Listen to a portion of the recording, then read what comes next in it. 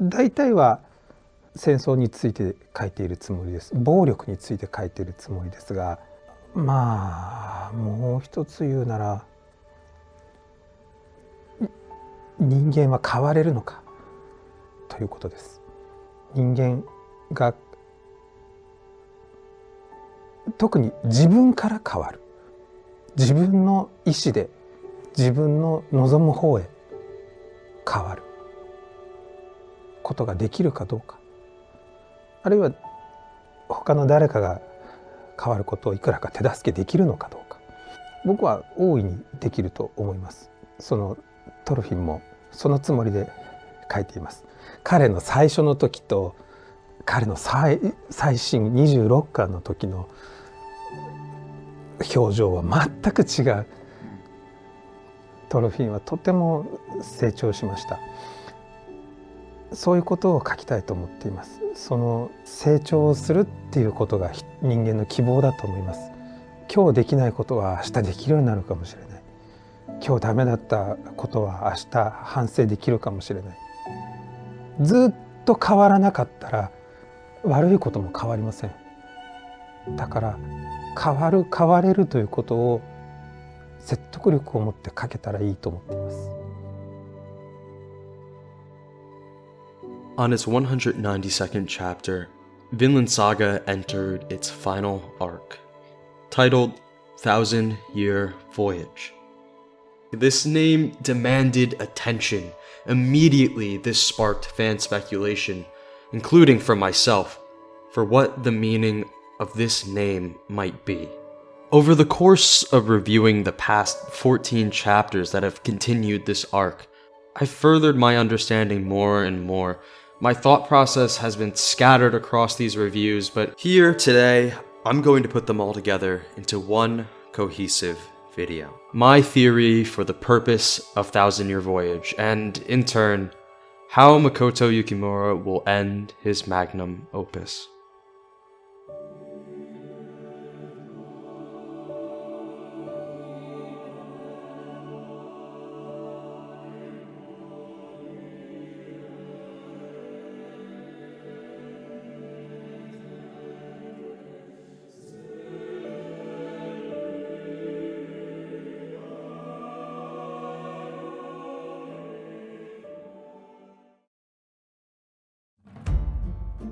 When Vinland Saga first began in 2005, Makoto Yukimura chose to write about the historical figure Thorfinn Karlsefni, and in turn chose to write a story that always had its destination determined from the start, the settlement of Vinland. From that end goal of telling his story based on the loosely defined history he knew, Yukimura worked his way back to give readers a character journey that would earn its way to this destination. This character journey would produce the Thorfinn Karlsefni that readers have come to admire, a man who hates violence and swore it away, facing the difficulties of that oath, while learning for himself how he can surpass the challenges this lifestyle would give him. Now, he has reached this destination and created his settlement, one which he is determined to make into a country of peace without war and slavery. And the time has come for Yukimura to tell the story he has been planning since the very beginning. Unfortunately, but as expected of this series, Thorfinn's idealistic outlook has not gone unchallenged in this new land. Among his settlement are individuals who disagree with his ideals, and cowardly men whose fear is easily ignited into flames by manipulators. Not only that, beyond the bounds of his village lives the people who were here long before him. Among them, a growing tension created by a fearful leader who wishes to protect his people, no matter the cost. Now, as of chapter 206, the most recent chapter, war has finally come to Thorfinn's Vinland, and it seems the only option left for Thorfinn is to leave. He has already failed. Like a prophecy, it was inevitable.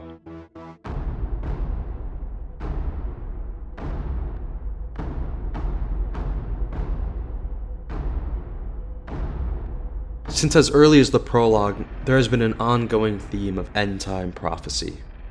In chapter 20, Ragnarok, Askeladd talks to Thorfinn about this coming of the end. Ragnarok, the last judgment, whatever you want to call it, everyone is living aimlessly in anticipation of this inevitable end. It cannot be changed. Like the Romans, we will be lost to time eventually.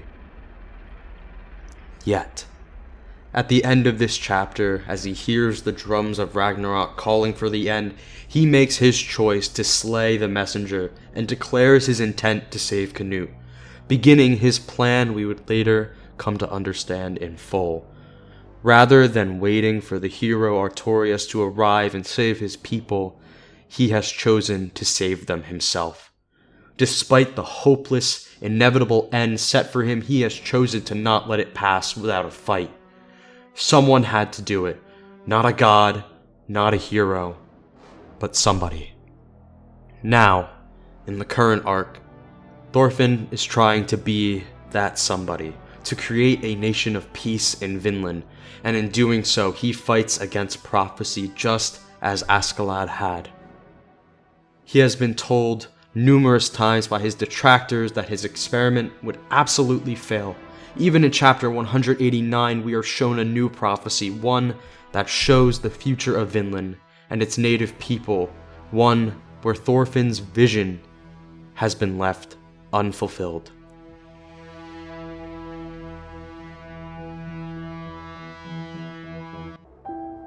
Yet, immediately following that, in chapter 190, Thorfinn responds to this idea of inevitability. Everybody says that, but why does nobody doubt that Ragnarok is coming? If it's an end of days prophecy, we won't know it's true before the end of days, right? Regardless of what he is being told, regardless of what everyone says will inevitably happen here, Thorfinn sincerely pursues his dream without wavering. Thorfinn has chosen to be that somebody, to try what nobody was willing to do, and will prove everyone wrong by creating a land of peace regardless of what prophecy has dictated. Right? No. War has come. Thorfinn has failed. Despite his sincere hope and effort, Ragnarok has come regardless. If after all this, Thorfinn will just fail anyways, what was the point? What was it all for? What is this story even trying to say? How will Vinland Saga end?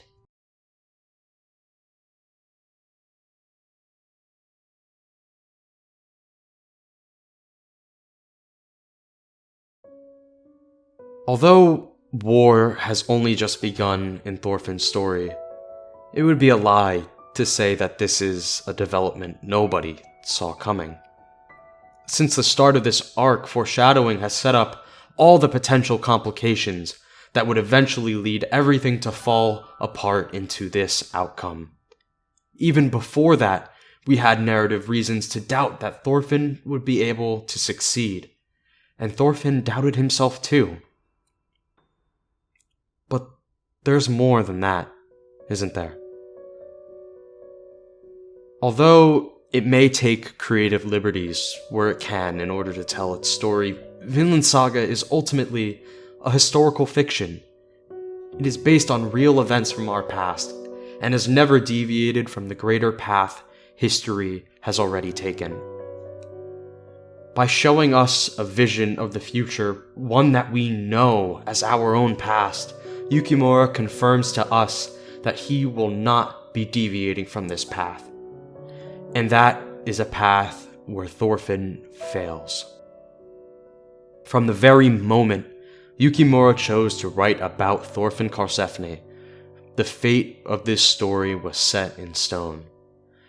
Because it's a story that has already been written by time.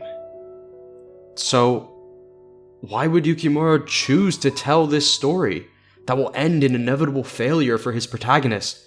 Is it a criticism of Thorfinn's naive ideals? Are we supposed to learn that he's wrong for trying? What does it all mean? Luckily, Yukimura has already given us that answer. 1,000 years ago, in 1023, Thorfinn Karlsefni tried to establish a land of peace, a true utopia where violence does not exist. Now, 1,000 years later, we read this story. Across a voyage of time, his dream reaches us.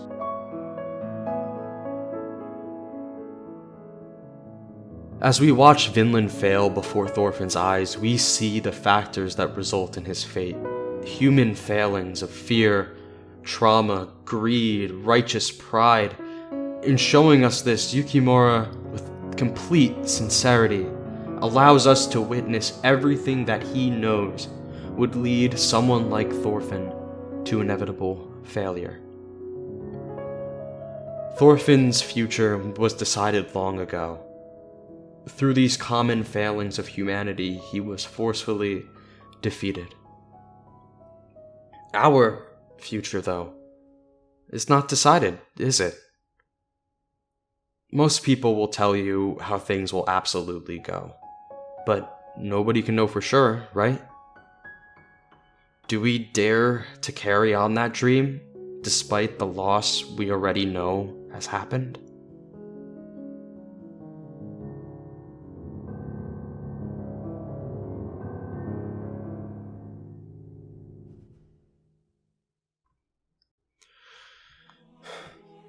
All of this talk of the past might prompt you to say, Thorfinn was ahead of his time. But I don't really think that's reasonable. It implies that these reasons that made him fail were problems of the past. But today, these same human problems still exist. And it's through them that we would find failure once again. However, the real problem is not that Thorfinn was wrong for trying. It was that there are too many deep reasons in people, in us, that could never be compatible with the utopia he wished to create. His experiences created him, and if Vinland was a place inhabited only by people like him, it would work, and in that way, he is absolutely right. The reality of this story is that there isn't a place to run to. There never was that Vinland that Thorfinn dreamed of, a place to run to where he could just start all over. The same world he wished to run from was cut from the same human cloth, with all of its flaws, that Vinland had also been cut from long before his arrival. It was true then, and it is true now. In order to make this dream a reality, we have to change ourselves and change society to collectively, genuinely want it. So, what if you also lived through those experiences? What if a story showed you every moment of loss, pain, growth, rebirth, and redemption? What if everyone read that story? That is how you start societal change. Thorfinn and Canute both wanted to create a utopia free of violence. Thorfinn chose to run far away from existing society, but he failed to realize the factors that created that society. Factors that are impossible to run from. Canute chose to force society to change, but in using that force, he only perpetuates the problems he seeks to eliminate. Somewhere in the middle is a man named Makoto Yukimura, who proposes a third option. An attempt to change society through a sincere, persuasive plea that he has put all of his life into. It is the first resort to talk and understand. That is the 1,000-year voyage. That is Vinland Saga. もしも今の俺って最低だって思ってる人がリスナーにもいて、たくさんいたとして、でも変われるって漫画を通して一緒に変わることを追体験できたら、もしかしたらその人も変われるかもしれない。Yukimura sensei, I hear you, and I'll do my best.